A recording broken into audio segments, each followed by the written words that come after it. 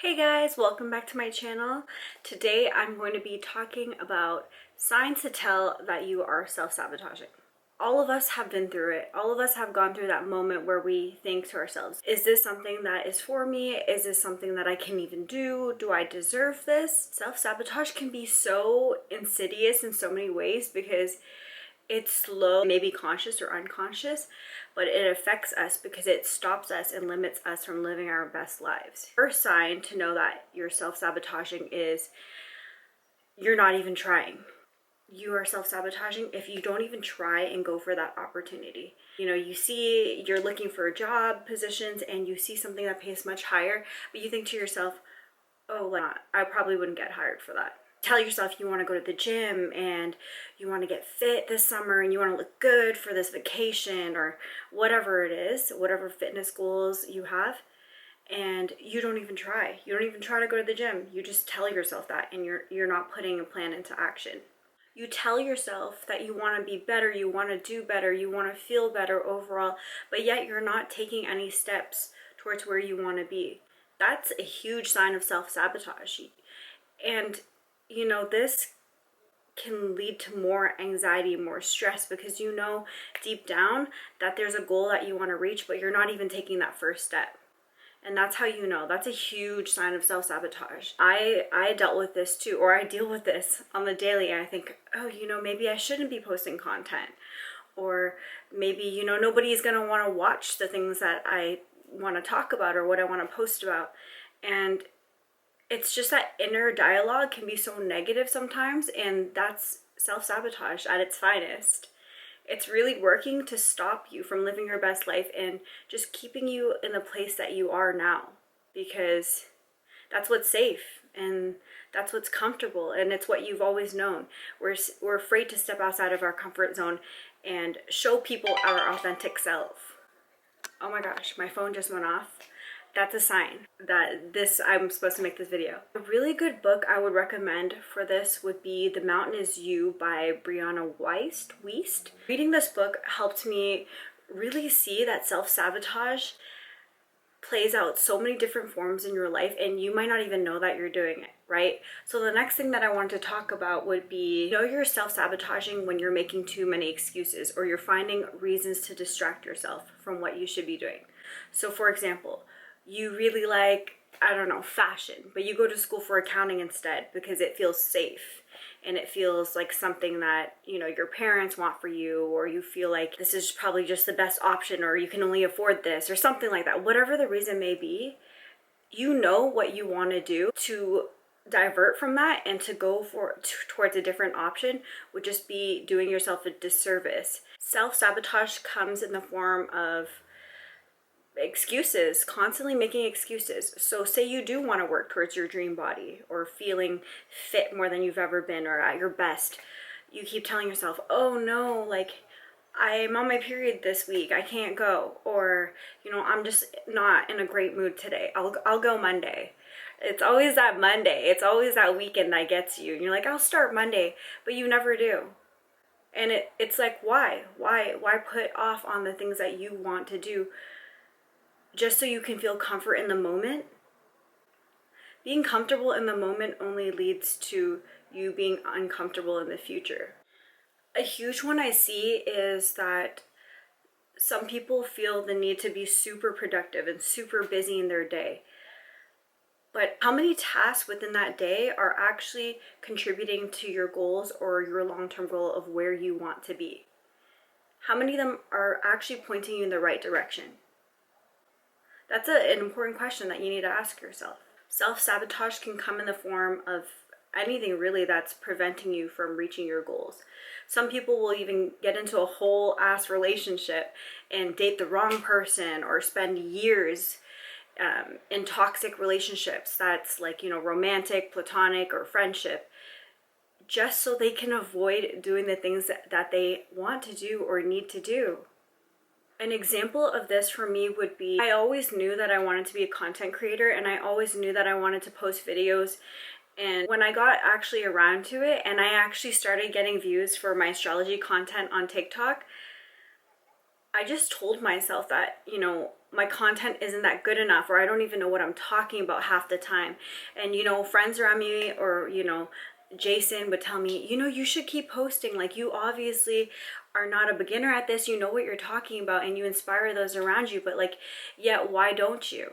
And, this was something that I kept in mind for many, many years.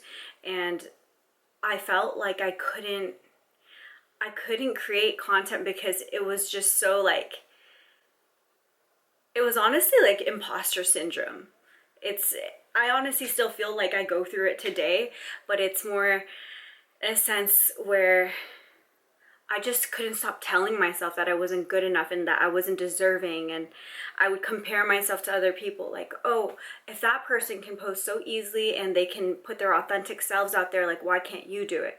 And just that criticism on myself was just weighing so heavily that it immobilized me from reaching my dreams. It was that, like, the negative self-talk. And really, how you speak to yourself matters so much, because if you're overcrowded with negativity and you're constantly telling yourself you can't do it, you will eventually believe it, which is the sad part.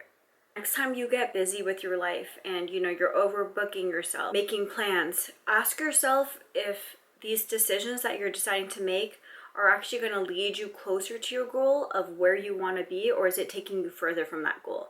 And that's how that's a key indicator to tell if you are self-sabotaging or not. The next huge telltale sign of self-sabotage would be that you are afraid of change. Being afraid of change will keep you comfortable in the life that you're living now, but nothing is going to change unless you do. Many people are afraid of change because they're so comfortable in what they're doing and their day-to-day life that changing up their routine would be detrimental to them. It would terrify them because it's just so outside of the box. It's so outside of anything that they've ever done. If that's the case, then you're going to stay comfortable living within your limiting beliefs, thinking I can only achieve X, Y, Z, and I'm going to stay confined within, you'll stay living in a box pretty much. It just becomes a vicious cycle where you will feel more negative in a sense where you'll tell yourself that this is all that you amount to, when deep down you deserve better. Being afraid of change means that we don't trust what's out there for us, and that we don't believe that we're the co-creator of our universe. We believe that things are happening to us rather than for us. Going through this whole process of life, it's supposed to go up and down, it's supposed to oscillate. But being afraid of change and being afraid of taking that next step would just be living life that's like flatline. It's just going to go right across. You're just going to live a comfortable life. You're not going to be happy. You're not going to be sad. You're just going to keep cruising through life on like easy mode, which is great, but it's not challenging. You're not going to reach your fullest potential. Being afraid of change means that you won't be able to go out there and see what possibilities are out there for you. Are you going to be the next greatest actress? Are you going to be an amazing personal trainer? Do you have a journey that you're going to go through, which means that you're going to be able to share this knowledge with others? Are you going to be able to meet the love of your life? If you're so afraid of change and you're staying at home all the time and you're keeping so busy that you're busy at work and you don't have time for friends, like, are you going to make that room for intimacy or that connection with others that you always want so bad? This is a huge form of self-sabotage. I see this in other people's lives. I see it in myself.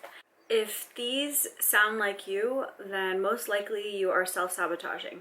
You need to get help as soon as possible. So educate yourself. Look up books on transforming self-sabotage. Like that book that I recommended, I will write it down in the info below. But learn about it. You won't be better from something unless you actually take the initiative to learn about what you're going through, and then you'll realize how to treat that situation. Some of the tips that I have for how to stop self-sabotaging, the first step would be to be real with yourself. Be real with yourself and sit with yourself and ask, what is it that I really want? What is it that I'm truly avoiding? What is it that I'm putting off? You know deep down. You will always know. And if you don't know, then ask a friend. Ask them and say, what am I so passionate about? what can I not stop talking about? That's a really good telltale sign of what you're meant to do in this lifetime or what you're passionate about. You're gonna get a journal or a book and write down what it is. I want to lose, 10 pounds by next month, or I want to be an amazing actress, or I want to be a fashion designer, or I want to be a nurse, or I want to be in a relationship. Be very truthful with yourself about what it is that you want. Don't beat around the bush, because the only person you're lying to would be yourself. The next step would be to just put it into action. Actionable steps or pieces in which you can translate into your daily life. So, for example, if you want to, be more fit or go to the gym and have a lifestyle that you are proud of, you are gonna decide how many times a week are you gonna be going to the gym. Are you gonna go to the gym every single day, times a week, or twice a week, or walking at least a few times a week? Break it down into how much time and effort you're going to put towards your goal per day. I'm not going to beat around the bush and tell you that it's going to be so easy to reach your goals, but what I'm going to be telling you is that you need to be realistic. So you need to break it down to actionable pieces that you can put down into your week or into your daily or into your month. You want to find the love of your life, right? You're going to give yourself a goal of going on a date twice a week or once a week. That's 4 dates a month. You know what I mean? So you're going to break it down into goals that you can achieve. And another form of self-sabotage would actually be making the goal a little bit too difficult too. So beware of putting something that's out of reach and saying, oh, I'm going to find the love of my life by like July of 2024. You need to be able to be realistic and set goals that you know you can achieve. Simple things too, like say you've been putting off on applying for school. So give yourself a timeline. So by this Friday, I will have sent in my application. It's taking little steps that will compound into getting what you need to do done. It sounds so big, the goal that you might want to achieve or whatever your passionate or your purpose is about. But when you break it down into monthly goals, which turn to weekly goals, which turn to daily goals, it becomes so much easier that way, and it won't feel so daunting. Every day you need to be moving the needle towards your goals or where you want to go. It's like you're steering a ship, right?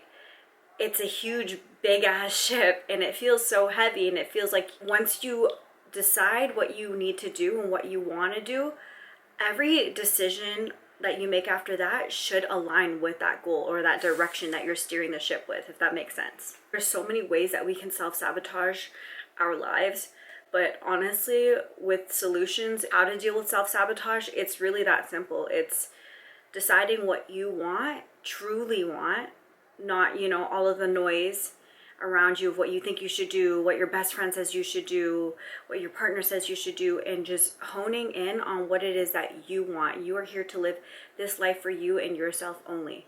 And then taking actionable steps that translate daily into tasks that you can complete and moving the needle every single day towards that goal. Please comment down below on ways that you think that you've self-sabotaged or ways that have helped you so that other people that are watching this video can relate to or have a community that you can bounce back ideas off of. That's all I have for you guys. So until next time.